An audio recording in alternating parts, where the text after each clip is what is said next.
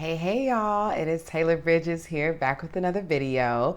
The final video to finally catch me up from how far behind I was. This is Put a Ring on It, season 4, episode 4, The X Factor. Please y'all, please like, comment, please subscribe, tune in to me, dropping these videos, and I really appreciate y'all's feedback and support and views. I'm so grateful. Thank you so much.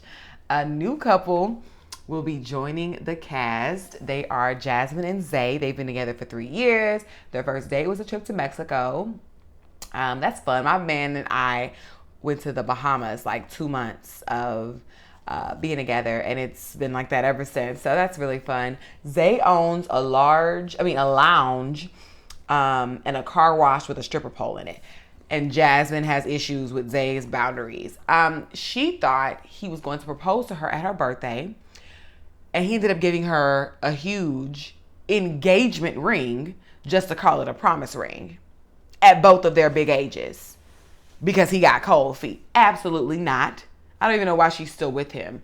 In Cancun, Jasmine says a woman came up to him, asked if that was her man because he had just asked her for her Instagram, and he excuses it by saying that's his alter ego.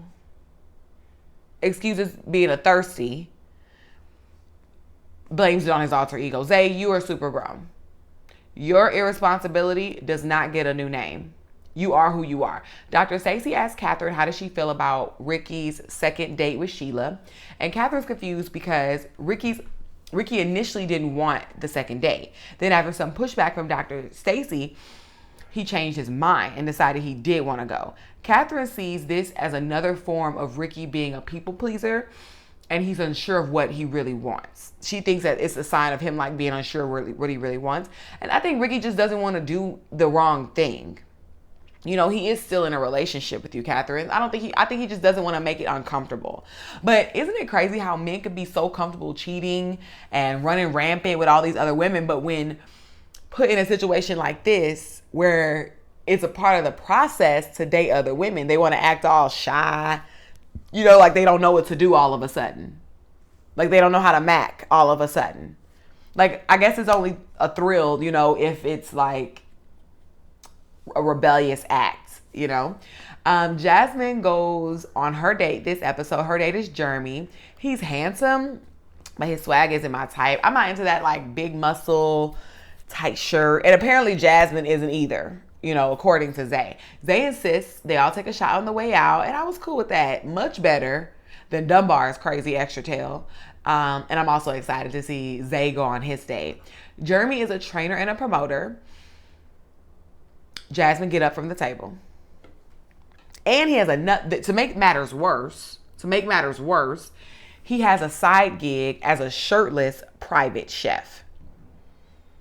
And it's just too much. And to be honest, how can you take a dude like that seriously? Seriously, grow up. You're just doing too much. Come on.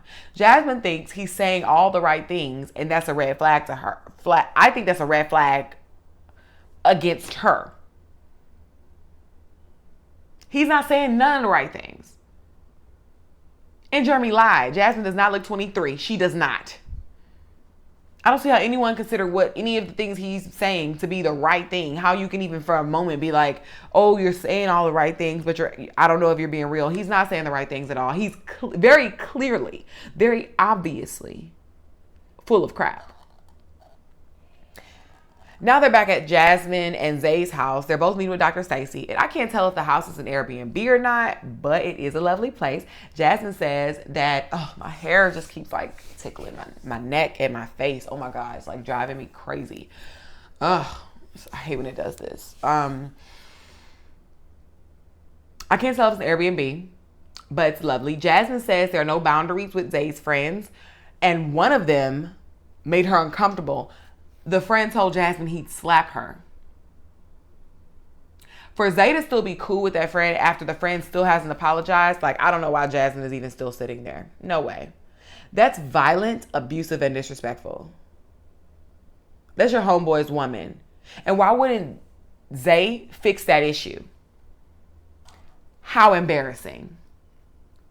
Zay says he's having trouble juggling his relationship and his friends.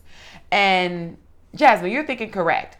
Zay letting this get swept, this whole I'll slap you.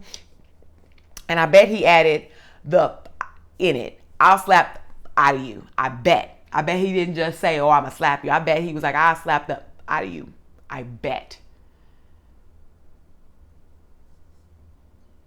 Zay letting this get swept under a rug is a huge problem when Zay's supposed to be the one to protect her and provide for her, provide security. If there was some random dude saying that to Jasmine, threatening her, Zay would have turned into the Hulk. But because it's your homeboy, it's okay for her to disrespect you? It's okay? The disrespect is okay? Like, are you scared of him? Why not go be in a relationship with your boys? Since it's so difficult for your grown behind to juggle, just be with them. Then, all he has to offer her and tell her is that she shouldn't feel the way she does. He offers no real solution, and that's just really pathetic. The big promise ring at y'all's big age, mixed with the excessive nightlife, mixed with the codependency on his male friendships, mixed with one of his best friends physically threatening you, Zay is a large no. First episode, I don't like him. I do not like him. But also, Jasmine isn't leaving him, so I'm not about to be upset more about him than she is. Jaysha goes on a date with Brittany. They're making sense. I think she has a great personality. I think she came out a little strong, but she's confident. There's nothing wrong with that. She's flirting with Jaysha, and Jaysha, to me, he seemed like he was a little bit uncomfortable, which I get because the man still does have a woman. Like, ease into it, mama. Like, Brittany was moving too quick. Like, don't come out too strong for someone else's man. Like, get a second date first. Read his energy. Return what he's giving you. Let him give an energy first. They said she's 32, but she looks a little more mature than that. She was very touchy. I think if Jaysha were single, she flirts just well. I think she flirts just well. She knows, she shows the man what she wants. Like, she shows them if they're what she wants, and there's just no confusion. A lot of men like that, but some men also like to chase. So Brittany should just be a little more adaptable. Jaysha said he really enjoyed the day, but I didn't really get that. He looks uncomfortable, so I'll just have to see if he's willing to go on another date. Jaysha doesn't tell Joya about how touchy Brittany was, and I don't know about that, Jaysha. Brittany was super handsy. And he didn't even bother setting that boundary. Like, would you be okay with a dude grabbing Joya's face like this? Because Brittany was sure touching something, basically touching your face. I think it was just super inappropriate. I know if I walked up and saw a woman touching my man's beard, it'd be a problem. Like, don't touch, no. So I don't know about not telling Joya. He says he didn't tell her because she was already on edge, but I actually hate when people omit details out of fear of my reaction. Like, that's unfair and controlling. Your responsibility is to give the facts. My responsibility is to control my emotions and my reaction, no matter how strongly I feel. Let me decide what my reaction to the truth is. I just think not telling her does more harm than good in the long run.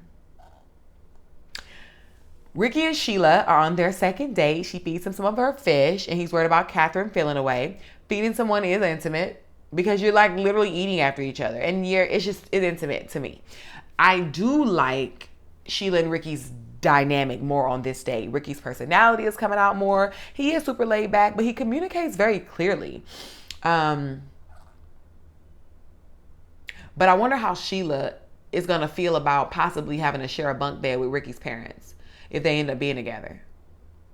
But I did like their date. I liked this time better than I did last time. She seems like a good girl from the little we know about her. When he does make it home, he's clearly excited from the date. He found her easy to talk to and vibe with. He tells Catherine she needs to feed him. He tells Catherine that Sheila tried to feed him, and she is not liking that. But I'm glad he told her and he's right. Catherine has made it very clear. She wants Ricky to do what Ricky genuinely wants to do without other people's influence and input. So that's what he's doing. You have to make up your mind, Catherine. But that's where we're in. That's it. She got to make up her mind. That's where we're in at the episode. This day was cool. We got to meet the new couple. Bye-bye to Dunbar and Chance, for good at this point. Zay looks like he's about to bring it, though, because Zay is already problematic. First episode, I'm already like, oh, heck no. Absolutely not. This is a train wreck. But thank you so much for tuning in. We are officially caught up. I'm so excited. And now we get to see what's going to happen. The dates seem like they're getting a little more intense. So I'm excited to get the ball rolling. Let's get into some things. Let's really get into some. Let's start making some, love connections outside of your relationship. Like, come on, bring it. Let's bring it. So thank y'all for tuning in. And I'll catch y'all in the next video. Bye.